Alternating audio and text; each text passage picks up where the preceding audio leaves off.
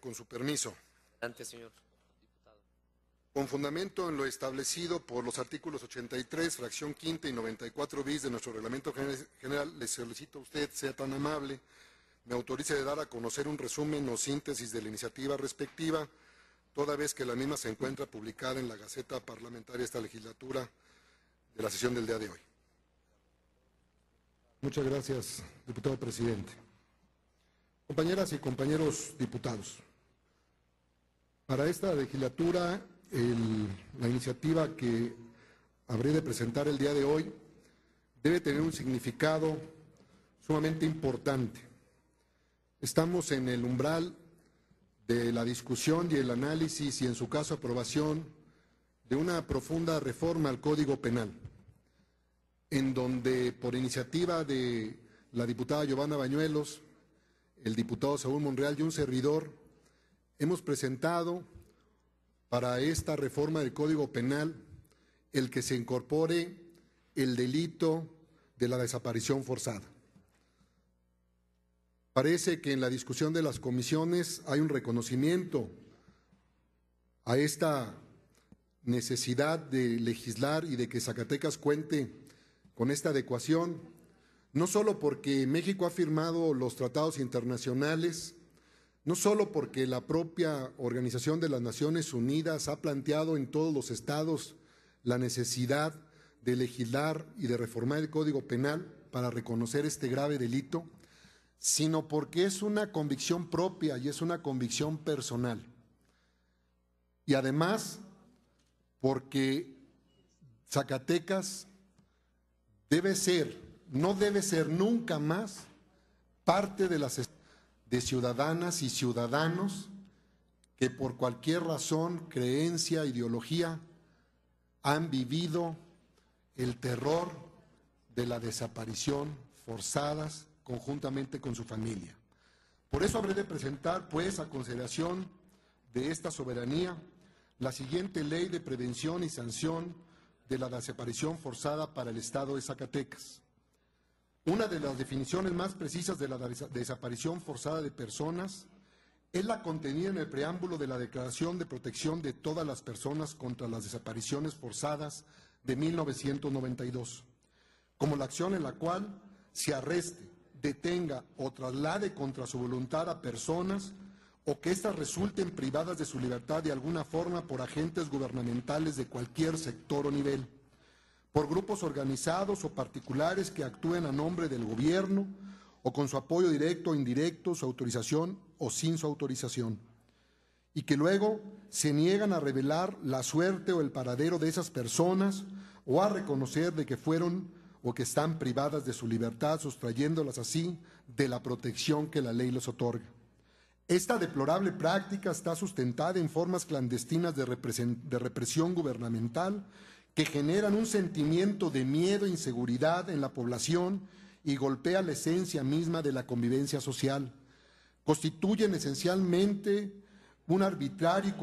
todo lo arbitrario y contrario a la dignidad humana de toda persona desaparecida.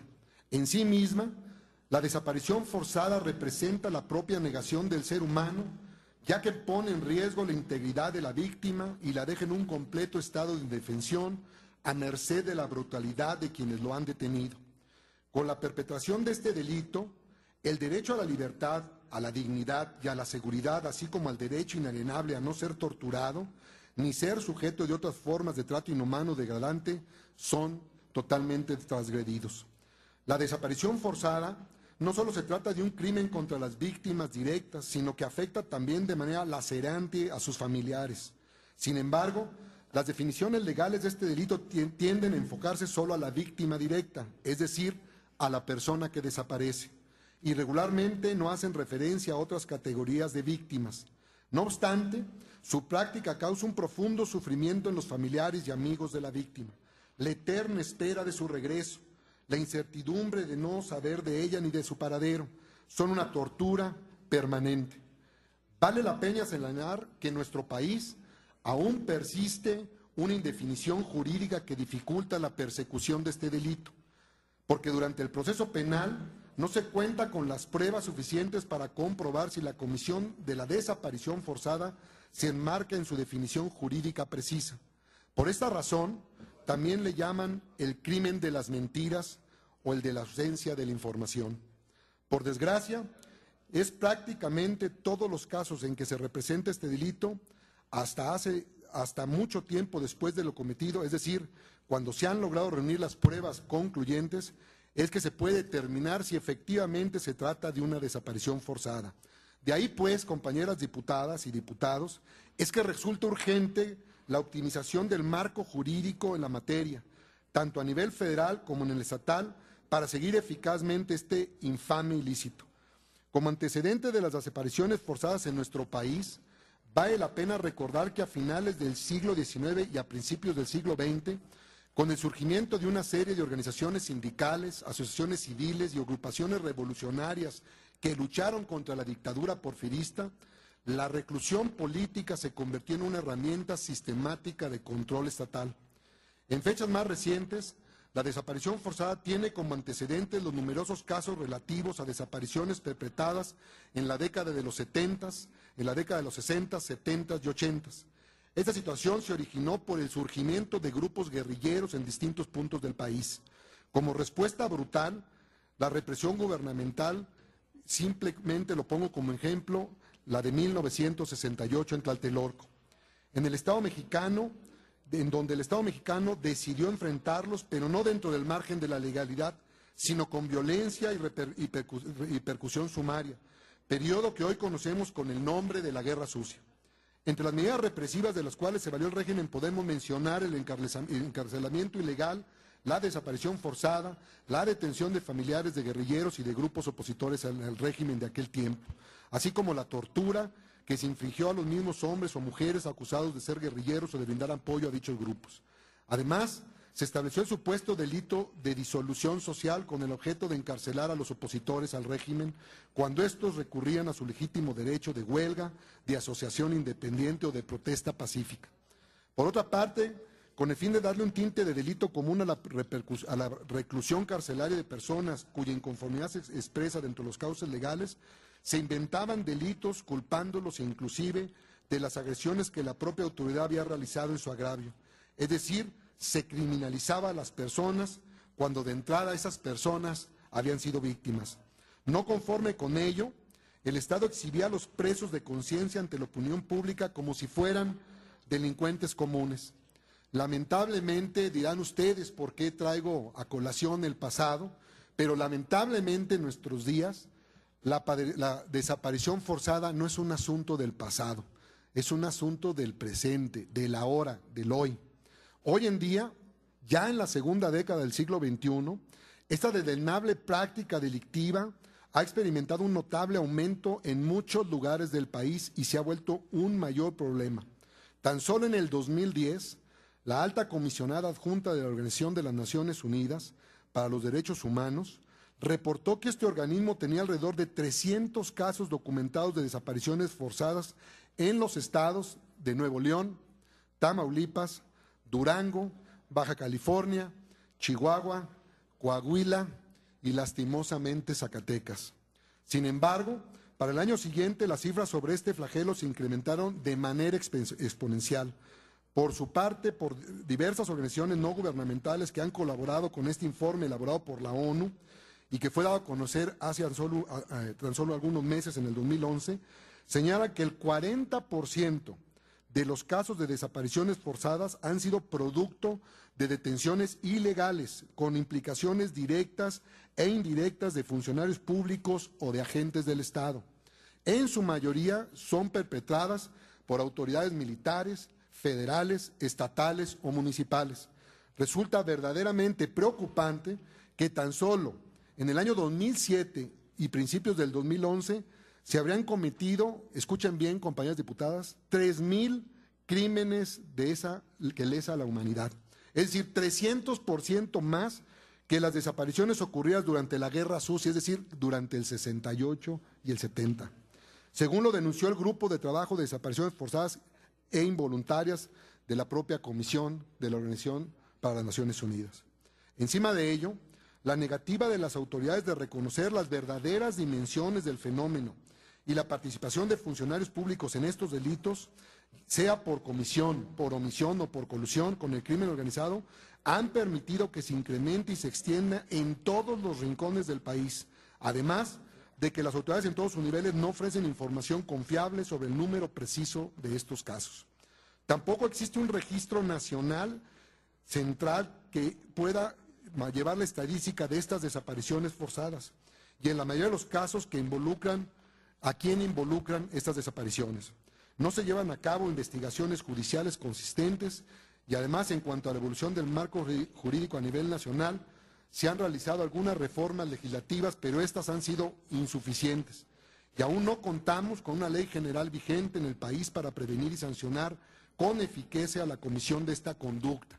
No podemos escudarnos en que ya están firmados los tratados internacionales. No podemos escudarnos en que el Senado de la República ha aprobado que este país asume como obligatorios estos tratados, sino que debemos, pues, que al no encontrarse tipificado el delito de desaparición forzada de personas en la mayoría de los códigos penales de las entidades federativas de la República, las autoridades se han limitado solamente a encuadrarlo en diversos tipos penales que los comparen o los que compartan con algunos de sus elementos. Lo que representa sin duda una limitante para sancionar este delito con precisión, con prontitud, con justicia en los términos que debe corresponder. Hasta la fecha, normalmente la acción de las desapariciones forzadas se juzgan en el marco de delitos específicos como el secuestro, homicidio, privación ilegal de la libertad o el de abuso de autoridad, siendo estos tipos penales los que desvirtúan la verdadera naturaleza del delito de la desaparición forzada de personas, ya que ninguno de estos elementos cuenta con las características que puedan ser constituyentes del delito de desaparición forzada de personas, que son la detención o la privación de libertad del individuo de manera forzada, el hecho de que la detención la efectúen agentes del Estado o servidores públicos, y el tercero, la negación de información por parte de las autoridades sobre la privación de libertad o el ocultamiento del paradero de la víctima, así como de las circunstancias en que fue desaparecido. Esta iniciativa, compañeras diputadas y diputados, por lo tanto, contempla la regulación de elementos como la hipótesis de prevención, sanción y, en su caso, la reparación del daño. Les ruego a los señores y señoras diputados, si son tan generosos de poner atención, está concluyendo el orador en tribuna. Por otro lado, decía yo, deben incluir los mecanismos de atención, reacción y coordinación que permita la localización pronta de las personas extraviadas y, por consiguiente, de las presuntas víctimas de la desaparición forzada,